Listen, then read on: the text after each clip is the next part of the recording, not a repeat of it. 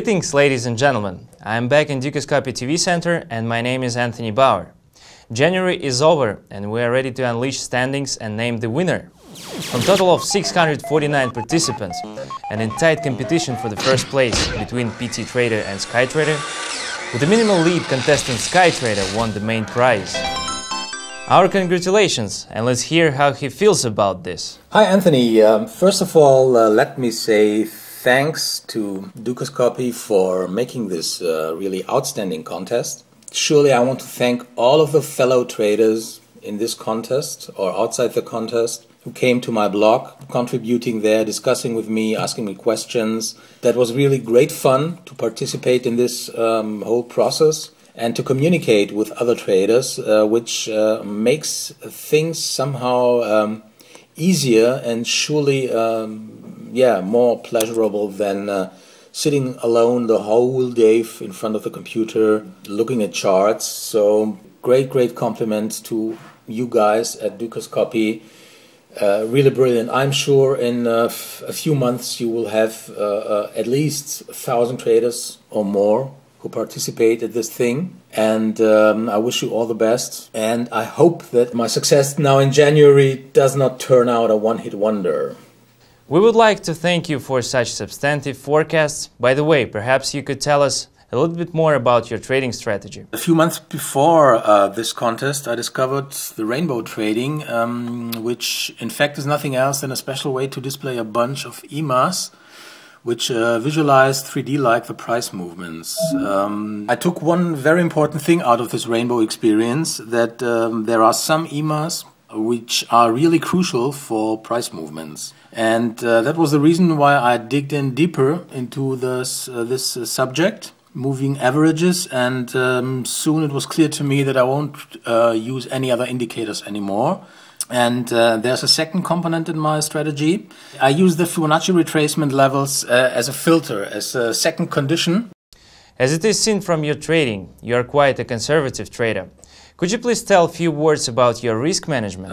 Risk management or money management is really the most important thing. I cannot repeat that often enough. When I find a trade highly promising, I perhaps will risk 3%, sometimes perhaps also 5% when I have a very tight stop loss. But mostly I would recommend to not risk more than, let's say, 1 to 3% of the balance.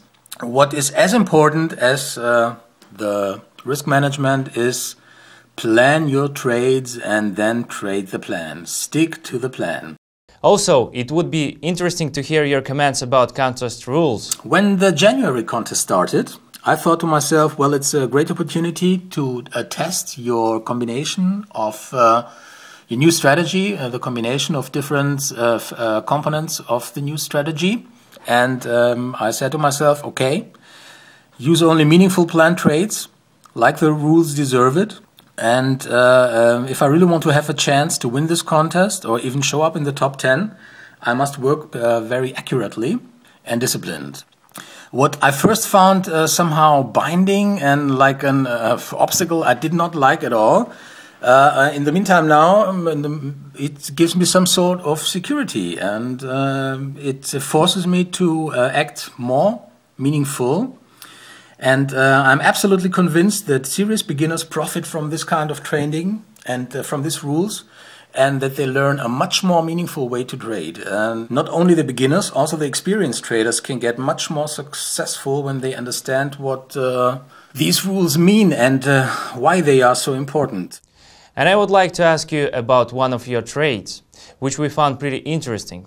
Could you please tell more about this particular trade? Well, that's interesting, Anthony, that you're asking me about this particular trade, because this trade shows one of my main weaknesses. Although I know in theory that I have to plan the trade and trade the plan, in this case my analysis was nearly perfect. The timing was really good. But then, right after entering the trade, it started to fall in the direction of the stop loss very quickly, but without triggering it. And then it recovered a little bit, and I said to myself, well, okay, before it goes down again and you get stopped out with this relatively wide SL, better close it and accept a little loss. After that, the trade started to go in my forecasted direction. And a little while after that, it reached almost effortless my target and went even beyond that. So this one particular loser trade shows that leaving a trade after a good analysis somewhere in the middle of it can cost you good profits. If the trade is planned well, a triggering of the stop loss should not hurt you because you cut your losses with well-calculated SL limits. Once again, congratulations and good luck in your trading.